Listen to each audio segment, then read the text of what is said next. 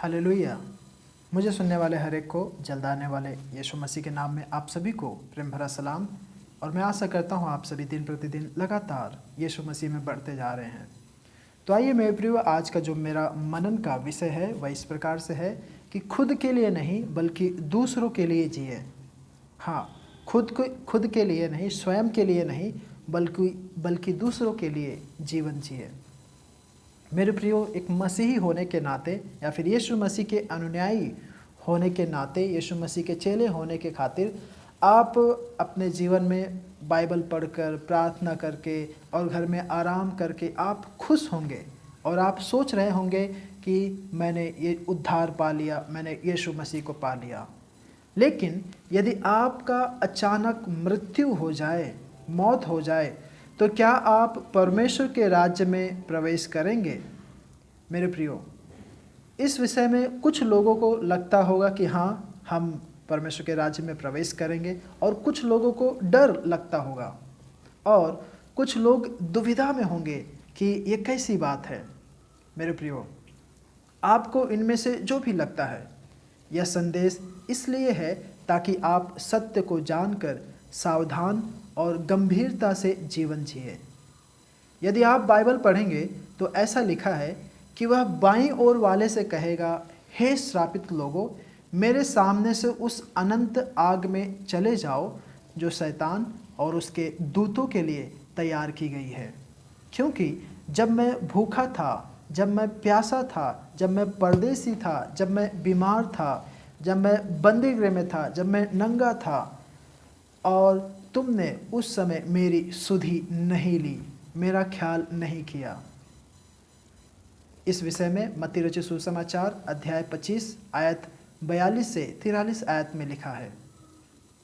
मेरे प्रियो, अब बहुत से लोग बाइबल पढ़कर, प्रार्थना करके, फेसबुक में प्रचार करके, जूम ऐप में मीटिंग चला के, यूट्यूब में प्रचार करके अपनी कलीसिया को हर एक रीति से वचन देकर लोग खुश हैं। और वही बहुत से लोग ऐसे भी हैं जो अपनी परेशानियों में डूबे हुए हैं, अपनी चिंताओं में खोए हुए हैं कि अब हमारा क्या होगा, अब हम क्या करेंगे। लेकिन मेरे प्रियो, बाइबल बहुत ही सख्त रूप से हमें बार बार शिक्षा देती है कि दूसरों के साथ हमारा व्यवहार अच्छा हो और हम अपनों की परवाह करें, ज़रूरतमंदों की हम मदद करने के लिए आगे रहें। लेकिन यदि दूसरे के साथ हमारा झगड़ा या नफ़रत या गुस्सा है और हम अपने परिवार की बिल्कुल ध्यान नहीं दे रहे हैं, मोबाइल और अन्य बातों में खोए हुए हैं और ज़रूरतमंदों की सहायता मदद के लिए कुछ नहीं करते हैं, तो मेरे प्रियो, धोखे में ना रहें। आप विनाश की ओर आगे बढ़ रहे हैं। पवित्र वचन इस प्रकार से कहता है, गलातियों की पुस्तक अध्याय 6 आयत 7 में, धोखा ना खाओ, परमेश्वर ठट्ठों में उड़ाया नहीं जाता, क्योंकि मनुष्य जो कुछ बोता है वही काटेगा। मेरे प्रियो, जब हम दूसरों की मदद, अपनों की परवाह और उन सब से अच्छा व्यवहार रखते हैं, तब बाइबल हमें बताती है परमेश्वर हमारी सुरक्षा, हमारी देखभाल और हमारी ज़रूरतों को पूरा करता है। इसलिए मत्ती रचित सुसमाचार अध्याय 6 के 33 में इस प्रकार से लिखा है, पहले तुम उसके राज्य और उसके धार्मिकता की खोज करो, तो ये सारी वस्तुएं तुम्हें मिल जाएंगी। लेकिन यदि हम बाइबल पढ़कर, प्रार्थना करके खुश हैं और दूसरों के लिए कुछ नहीं कर रहे हैं, या हम अपनी ही चिंता, अपने ही बारे में, अपने ही बातों में खोए हुए हैं, तो हम एक स्वार्थी का सा जीवन जी रहे हैं। हाँ मेरे प्रियो, हम एक स्वार्थी भरा जीवन जी रहे हैं। यह हमारे लिए बहुत ही खतरनाक साबित हो सकता है। दूसरों पर दोष लगाना, उनकी गलतियां निकालने में हम आगे बढ़ना, या फिर किसी की मदद नहीं करना बहुत ही आसान है। लेकिन परमेश्वर का वचन हमें सिखाता है कि दूसरों की गलती पर दोष लगाने से अच्छा है उनकी सहायता करें, उनके लिए प्रार्थना करें। निश्चय हमें बुद्धिमानी और सतर्कता हर एक क्षेत्र में दिखाना है, लेकिन इन इन सब बातों के कारण या फिर इन सब बातों से डरने के कारण लोगों की मदद करने से ना चूकें। हम संतुलन और परमेश्वर के बुद्धि की सहायता मांगते हुए लोगों की मदद जरूर कर सकते हैं। आप परमेश्वर से प्रार्थना करें कि परमेश्वर मैं किस प्रकार से उनकी मदद कर सकता हूँ और तू मुझे संतुलित रख। मेरे प्रियो, देखना पवित्र आत्मा आपकी जरूर मदद करेगा। लोगों की सहायता मदद करने के लिए पवित्र आत्मा आपको तैयार करेगा, आपको उत्साहित करेगा। इस दौरान आप लापरवाह ना बने, आप आलसी ना बने।